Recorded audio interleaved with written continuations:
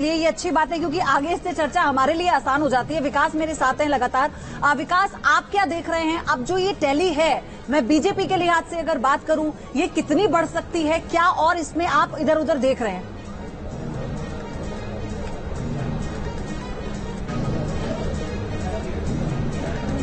सारे ऐसे लोकसभा क्षेत्र हैं जहां पर अभी 8वें 10वें राउंड की काउंटिंग हुई है और 17, 18 और 20 कहीं कहीं तो ऐसे हैं कि 30वें राउंड तक की काउंटिंग होनी है। तो ये टैली कुछ ऊपर नीचे होगा, लेकिन आमूल चूल इसमें बदलाव आ जाएगा। और बिल्कुल जो बीजेपी दावा कर रही थी कि बीजेपी को 370 सीट और एनडीए 400 पार सीट, तो उसकी स्थिति अब बिल्कुल नजर नहीं आ रही है। और अब बीजेपी नेताओं के बयान भी बदलने लगे हैं और अब दबी जुबान कई सारे ऐसे बीजेपी के जो रणनीतिकार हैं उनका वो लोग स्वीकार करने लगे हैं, हालांकि कैमरे पर नहीं। वैसे राहुल गांधी की तस्वीर दिख रही है। ये आज राहुल गांधी की पहली साफ तौर पे दिख रहा है। सही कह लीजिए, उनके सपोर्टर्स, कांग्रेस के सपोर्टर्स के साथ बाहर थे और अब वो अंदर की ओर जा रहे हैं, उसी दफ्तर में अंदर की ओर जा रहे हैं। एक बार सुभ्रांश राय भी हमारे साथ जुड़ चुके हैं, प्रवक्ता हैं कांग्रेस के।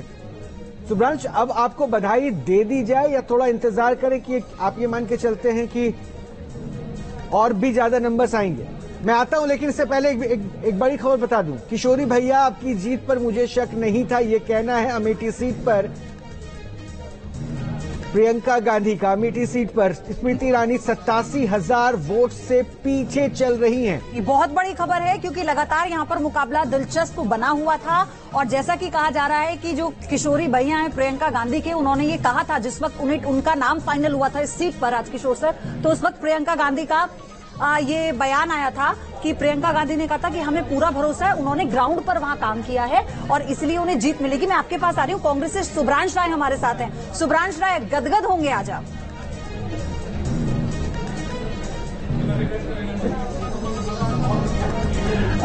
प्योधी, बहुत बहुत धन्यवाद। देखिए, ये जीत हिंदुस्तान के लोगों की होनी जा रही है क्योंकि नरेंद्र मोदी जी के खिलाफ हिंदुस्तान लड़ रहा था, पहली इंपॉर्टेंट बात। दूसरी इंपॉर्टेंट बात, आप जीत की बधाई दे सकते हैं क्योंकि पिछले 2-2.5 घंटों से लगभग भारतीय जनता पार्टी 36%, 35% वोट के साथ इंटैक्ट है।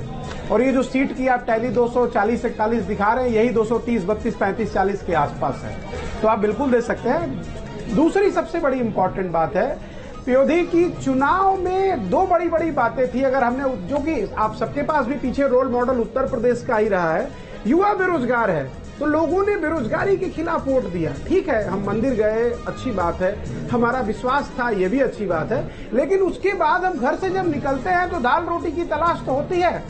पूर्वांचल, उत्तर प्रदेश और बिहार की धरती, खासकर वहां ग्रेजुएट युवा बेरोजगार है, सड़कों पर है। और दूसरी सबसे बड़ी बात, नारी अस्मिता।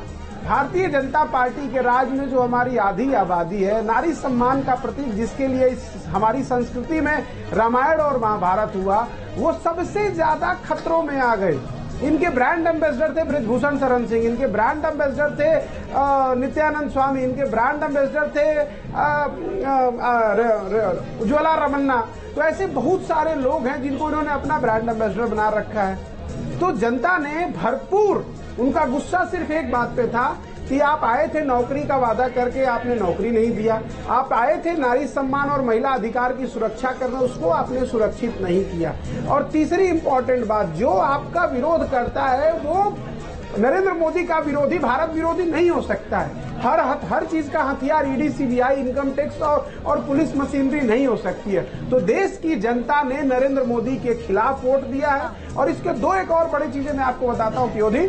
जिस तरह से इन्होंने पोल का पोल ढोल करके कल हिंदुस्तान की मार्केट को बढ़ाया, आज हिंदुस्तान की मार्केट से लगभग 7 लाख करोड़ रुपया इस देश की आम जनता का स्वाहा हो चुका है।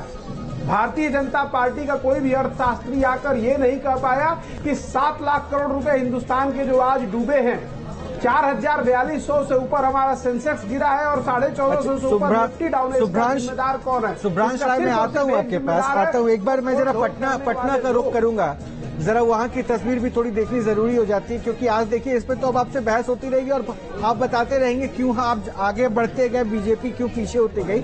लेकिन पटना से हमारे साथ उत्कर्ष भी बने हुए हैं। उत्कर्ष, जश्न खामोशी से मनाया जाएगा या फिर जश्न को जश्न के अंदाज में बीजेपी मनाने की तैयारी में है? क्योंकि ये जीत है तो जिस हिसाब से मान के चल रहे थे, लेकिन इस जीत में अभी बहुत संशय है, फुल मेजोरिटी नहीं।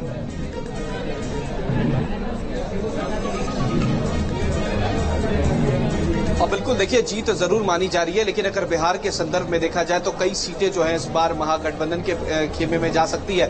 कई सीटें ऐसी है जो बीजेपी यहां से लूज कर रही है। देखिए, पटना की दोनों सीटें कही जाती है कि बीजेपी का गढ़ होता है, लेकिन इस वक्त एक सीट जो है वो अभी भी फंसती हुई नजर आ रही है। लालू यादव की जो बड़ी बेटी है मीसा भारती, करीब 40,000 वोटों से आगे चल रही है। इसके अलावा काराकाट की बात की जाए, पवन सिंह चुनाव लड़ रहे थे, वो भी हारते हुए नजर आ रहे हैं। वहां से भी उपेंद्र कुशवाहा हारते हुए नजर आ रहे हैं। 50,000 का मार्जिन पवन सिंह हारते हुए नजर आ रहे हैं या उपेंद्र कुशवाहा? जरा इसको क्लियर कर दीजिए। जहानाबाद जेडीयू हार रही है, करीब 60,000 से ज्यादा जो मार्जिन है वो हो गया। अच्छा, दोनों पीछे चल रहे हैं क्योंकि उत्कर्ष, बिल्कुल देखिए, पवन सिंह और उपेंद्र कुशवाहा दोनों हार रहे हैं। सीपीआई जो है वहां से निकल रही है, राजा राम जो है वो निकलते हुए नजर आ रहे हैं। जी ठीक है, बात पूरी कीजिए उत्कर्ष, अपनी जानकारी दीजिए सारे। हाँ बिल्कुल देखिए, इसके अलावा अगर बात की जाए बक्सर से तो कांटे की टक्कर जो है वो नजर आ रही है। इसके अलावा अगर पटना साहिब की बात की जाए तो रविशंकर प्रसाद जो है वो क्लीन स्वीप करते हुए नजर आ रहे हैं। करीब 70,000 से ज्यादा मार्जिन जो है वो रविशंकर प्रसाद का हो गया है। लेकिन सासाराम की सीट, कांग्रेस एक ही सीट नजर आ रही है जहां पर कांग्रेस जो है उसका दबदबा अभी भी कायम है। कांग्रेस जो है वो आगे नजर आ रही है, वहीं पर बीजेपी जो है वो पीछे हो गई है। पूर्णिया की बात की जाए, पूर्णिया में पप्पू यादव की लड़ाई संतोष कुशवाहा से थी, यानी कि जेडीयू वर्सेस इंडिपेंडेंट थी, लेकिन यहाँ पर जेडीयू आगे निकल गई है। पप्पू यादव कह सकते हैं पीछे हो गए, लेकिन 3 सीटों पर अभी भी आरजेडी जो है वो दावे कर रही है और कहीं ना कहीं कह सकते हैं कि बढ़त जो है वो बरकरार है, जिसमें जहानाबाद, पटना की पाटलिपुत्रा सीट, इसके अलावा अगर एक सीट की बात की जाए तो कह सकते हैं कि वो कटिहार में भी कहीं ना कहीं चीजें अलग नजर आ रही है, लेकिन वहां पर कह सकते हैं कि जेडीयू आगे निकल जाएगी। लेकिन 2 सीट फंसती हुई अभी भी नजर आ रही है। जेडीयू की बात की जाए तो महज 1 सीट फंसी हुई है, लेकिन एक सीट जो पिछले बार गई थी वो सीट वापस आ जाएगी, ये भी तस्वीरें नजर आ रही हैं। यानी कि किशनगंज की हम बात कर रहे हैं, किशनगंज की सीट जो है वो जेडीयू बढ़त बनाई हुई है। लेकिन सबसे अच्छा फैक्टर कह सकते हैं चिराग पासवान का, 5 की 5 सीट कह सकते हैं कि वो चिराग पासवान जीत रहे हैं इस बार। 100 आउट ऑफ 100 मार्क्स जो है वो चिराग पासवान को जरूर मिलेंगे। मतलब ये चिराग पासवान के लिए अच्छी खबर है। और राजकिशोर जी, तो चिराग पासवान क्योंकि जो मेहनत वो कर रहे थे और एक वर्चस्व की लड़ाई एक बार मोहित का रुख कर लीजिए। हाँ, मैं इस रिएक्शन के बाद मोहित के पास ही जा रही हूँ। एक तो इस पर मैं आपसे जानना चाहती हूँ, और दूसरा ये कि 5 किलो अनाज का जादू चल गया क्या, या फिर जो तेजस्वी नौकरी की बातें कर रहे थे उसका क्रेडिट ले रहे थे कि 17 महीने में हमने इतनी सारी नौकरियां दे दी हैं। ये कैसे समीकरण बैठा? देखिए, मैं यूपी बिहार दोनों को मिला के एक लाइन में अगर आपसे कहूं तो ये बिल्कुल स्पष्ट नजर आ रहा है कि वहां पर जातीय समीकरण यानी सामाजिक समीकरणों ने पूरा खेल किया है। जिसकी जितनी संख्या भारी उसकी उतनी हिस्सेदारी, ये साफ साफ दिखाई पड़ रहा है। और भारतीय जनता पार्टी का उत्तर प्रदेश में जिस तरीके से रिलेक्टेंस रहा, उदासीनता रही कार्यकर्ताओं की, और टिकटों को लेकर जो मैंने कहा वो एक दिक्कत थी। और तमाम जो मुद्दे आप मानकर चलिए कि चाहे वहां पर जमीन का अयोध्या में जिस तरीके से वो हुआ, और उसके अलावा जो तमाम परीक्षा पेपर लीक हुए, युवाओं में जो थोड़ी नाराजगी थी, वो सब मुद्दे लोगों ने उसको इग्नोर करने की कोशिश की, लेकिन वो सारी चीजें दिखाई पड़ रहा है। वहां पर लग रहा था कि नरेंद्र मोदी के नाम पे, राम मंदिर के नाम पर ये चीजें हो जाएंगी, लेकिन ऐसा होता दिखाई नहीं पड़ा। मैं ये चाहती हूँ आप ये पूर्वांचल समझाइए, क्योंकि अगर प्रधानमंत्री नरेंद्र मोदी 2014 से पहले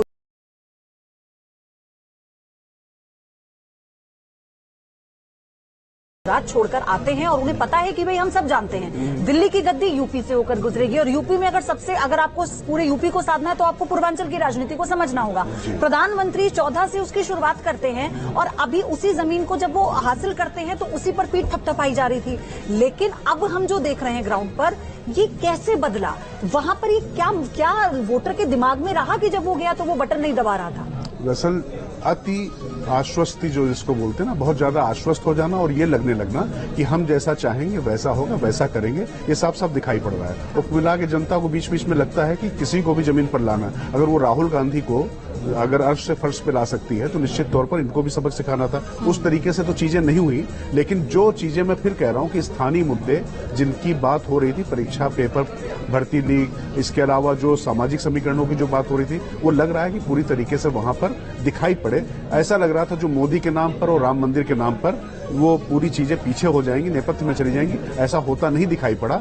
और अगर मोदी पहले आए थे तो लगातार 2 बार से, बल्कि यूं कहें कि 4 चुनाव से वो वहां पर सफल होते दिखाई पड़ रहे थे। चाहे मैं विधानसभा के 2 चुनाव बात कर लूं, चाहे 2 लोकसभा चुनाव की बात कर लूं, लेकिन इस बार जिस तरीके से अखिलेश और राहुल ने एकजुटता दिखाई और बसपा का पूरा वोट खत्म हो गया, सिंगल डिजिट में आ गया। आप सोचिए कि एक नया वहां पर दलित लीडर उभर कर आ गया, नगीना ऐसी सीट से एक नया लड़का अब आ गया, वो मायावती को पूरी तरीके से वहां पर जमानत जब्त हो रही है वहां पर। तो कुल मिला के जिन लोगों को, चाहे वो AIMIM हो चाहे BSP हो, जिनको लगा लोगों को कि ये वोट कटवा है, उनको बीजेपी को सबक सिखाने के लिए वो एकजुट होकर वो वोट गया। और भारतीय जनता पार्टी का जो वोटर था वो कहीं ना कहीं उदासीन हुआ, थोड़ा सा आहत हुआ। एक बार हैदराबाद का ही फिर मैं अपडेट लेता हूँ। राजकिरण भी जुड़ चुके हैं। राजकिरण, क्या जानकारी उधर से और कैसे देख रहे हैं अब ये पूरा संघर्ष? असदुद्दीन ओवैसी, माधवी लता के ऊपर चर्चाएं बहुत।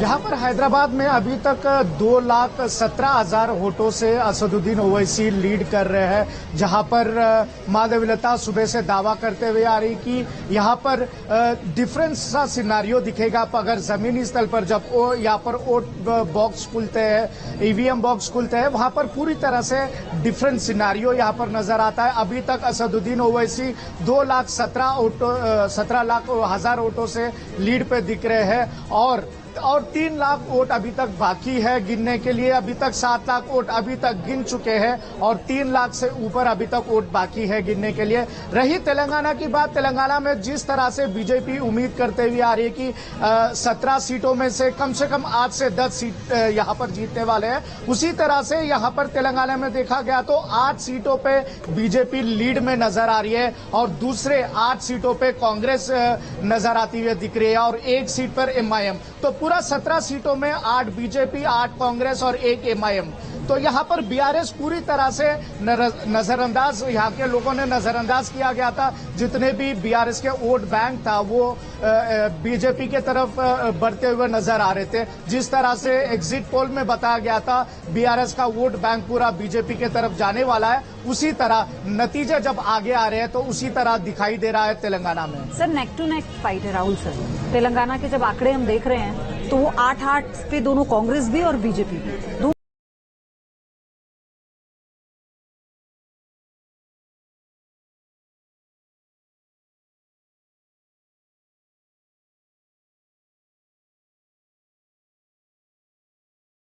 लगभग 60 सीटों का हो रहा है। 55 से 60 सीटों के बीच में पूरे देश में नुकसान अभी थोड़ी देर पहले तक दिख रहा था और जो कांग्रेस को या इंडिया गठबंधन को फायदा हो रहा है वो 100 के आसपास सीटों का हो रहा है। तो ये गैप अचानक इतना बड़ा हो गया है जिसकी किसी को आशा नहीं थी, किसी ने ये बताया नहीं था, प्रत्याशित है ये।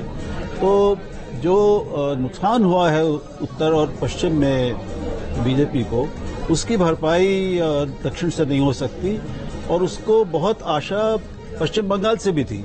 वहां पर भी उल्टा ही हो गया, वहां पे और सीटें कम हो गई, वहां पे नुकसान उसका और बढ़ गया है। तो सबसे बड़ा झटका अगर उसको लगा है तो वो उत्तर प्रदेश में और बंगाल में लगा है, मैं समझता हूँ। और दक्षिण में जो उसकी उम्मीदें थी, जिस तरह का हवा बनाई गई थी, वो हुआ नहीं। तमिलनाडु में भी नहीं कर पा रहे हैं। अभी जो डिटेल्स आ रही हैं, अभी जो अपडेट आ रही है उसके मुताबिक तमिलनाडु में भी नहीं कर पा रहे हैं।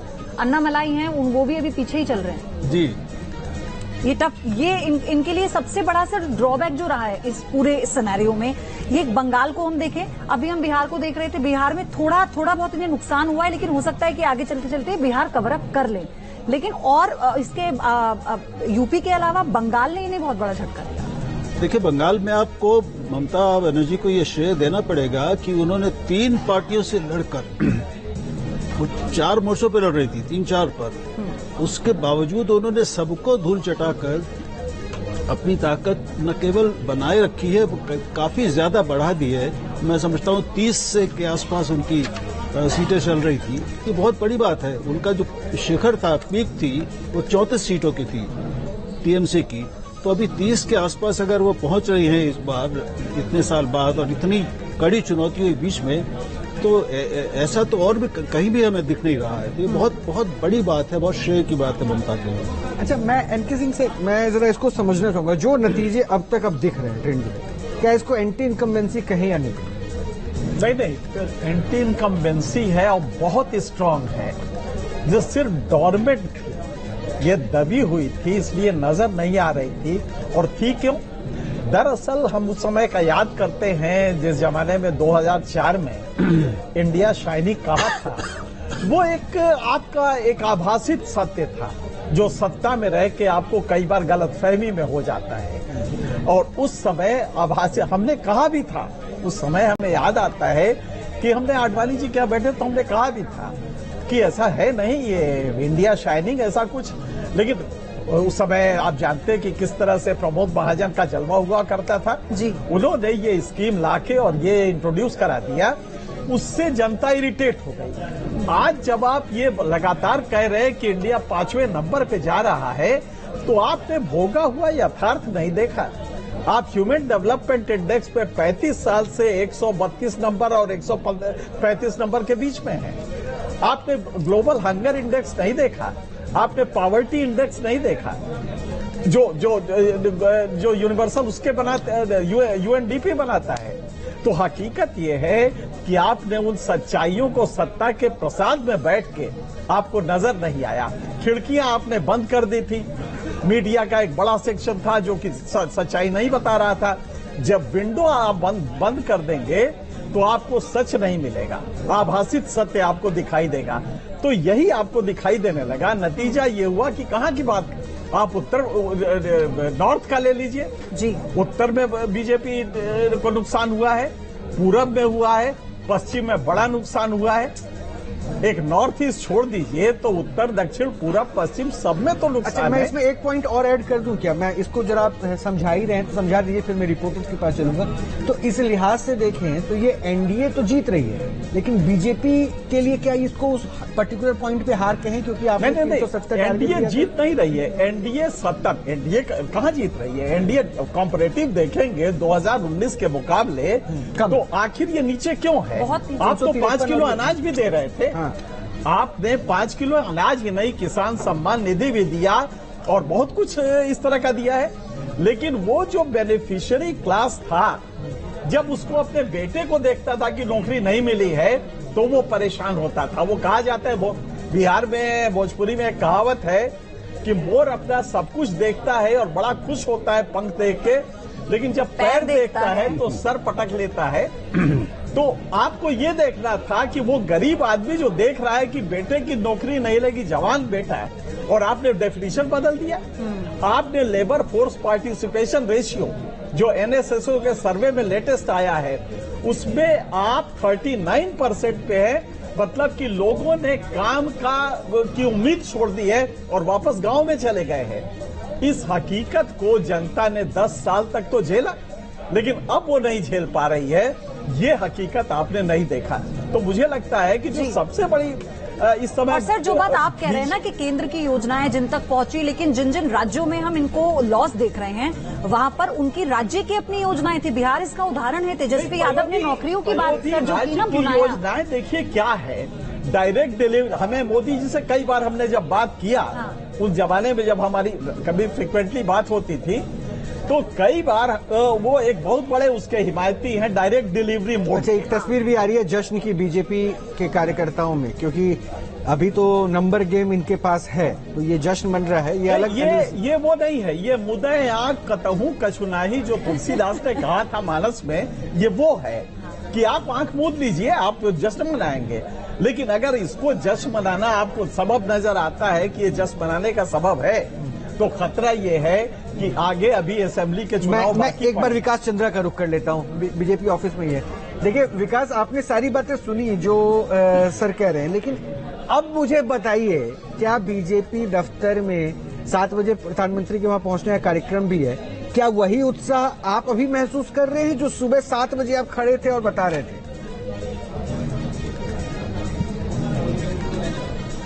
जी बिल्कुल नहीं। जो सुबह आया और जिस तरीके की व्यवस्था बीजेपी में की गई थी, हालांकि जब भी चुनाव होता है और उसके काउंटिंग के दिन बीजेपी में बड़े स्तर पर व्यवस्था की जाती है, तो जो उत्साह दिख रहा था, अब उस उत्साह में काफी कमी है। हालांकि बीजेपी के कार्यकर्ता पहुंच रहे हैं और सभा के टेलीविजन के सामने यहाँ जमे हुए हैं और पूरे ढोल नगाड़े के साथ आए हैं, लेकिन वो बच नहीं रहा। हाँ, यहाँ कुछ कार्यकर्ता बीजेपी के लड्डू जरूर बांट रहे हैं। देखिए, मैं आपको तस्वीरों के जरिए दिखाता हूँ कि ये सब बीजेपी के कार्यकर्ता हैं, ये लोग लड्डू बांट रहे हैं। और जितनी सीटें जो रुझान आए हैं, तो वो आप मान रहे हैं कि उनकी सरकार बनेगी, तो अब लड्डू भी बांटने लगे हैं, लेकिन ढोल नगाड़े भी आ गए, लेकिन बच नहीं रहे हैं। सब टेलीविजन के आगे खड़े हैं कि आखिर आंकड़े और बढ़ें तो और भी बनाया जाए। और दूसरी सबसे बड़ी बात कि जो बीजेपी के रणनीतिकार हैं वो सब अब वार रूम में बैठे हुए हैं और अपने अपने कार्यकर्ताओं के साथ लगातार उन लोग टेलीफोन पे बात कर रहे हैं और प्राथमिक तौर पर सूचना ले रहे हैं कि आखिर चल क्या रहा है, कितनी सीटें हमें आ सकती हैं।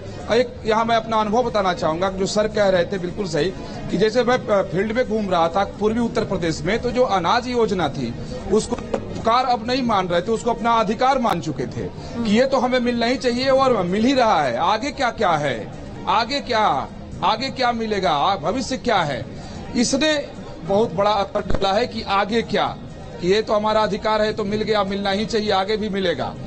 ये बहुत बड़ा असर डाला है और अब बीजेपी के नेता ये स्वीकार करने लगे हैं दबी जुबान की यहाँ प्रत्याशियों के चयन में वो लोग एक नंबर ये मान रहे हैं कि चयन में हमसे बहुत भारी गलती हो गई, और दूसरे नंबर पर मान रहे हैं कि जो विपक्ष ने नैरेटिव बना दिया संविधान और आरक्षण का, कहा कि वो सबसे ज्यादा नुकसान पहुंचाया है। अब ये बीजेपी के रणनीतिकार दबे जुबान अभी स्वीकार कर रहे हैं, कहा कि हम लोग समझ नहीं पाए।